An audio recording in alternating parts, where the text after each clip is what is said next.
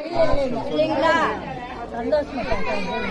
அறுவடி சோளம் குத்தி ஆடு மாடு வண்டி கட்டி அடுப்பு வேலை வச்சாங்க அன்னைக்கு. இன்னைக்கு அரைப்படிய ஆக்கிட்டு ஆம்பளைய மிரட்டிட்டு அடுப்பு மூட கிடக்குறாங்க இன்னைக்கு.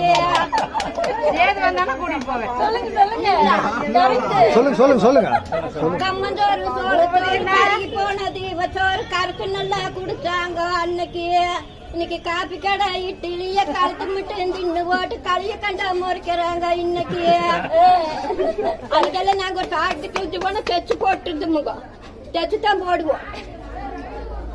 கந்த துணி வீத்த துணி பொறிஞ்சு போனா வீத்த துணி பொறிஞ்சு நல்லா கட்டுனாங்க அன்னைக்கு. இன்னைக்கு சிலுக்கு மேல சிலுக்கு வந்து சீரான வாயில்ஸ் வந்து மிங்கோசுவா மீறி போச்சு இன்னைக்கு.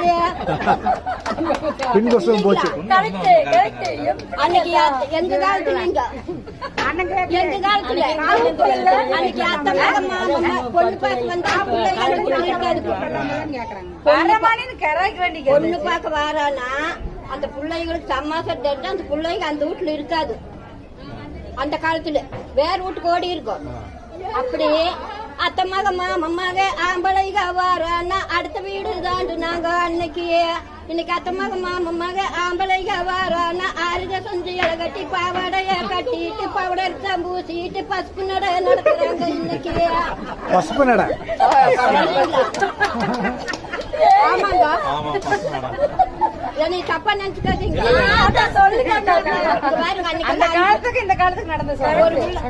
அஞ்சு புள்ள 6 புள்ள இருந்தாலும் கூட ஒரு பையன் வேணும்னு பழனிக்கு 12 அமாவாசை போனாங்க.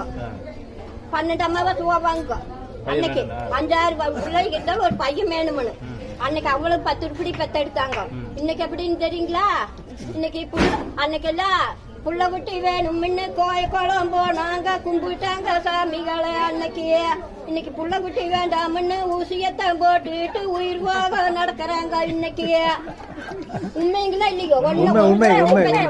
இன்னைக்கு அந்த பிள்ளைக்கு பலனா இருக்குதுங்களா?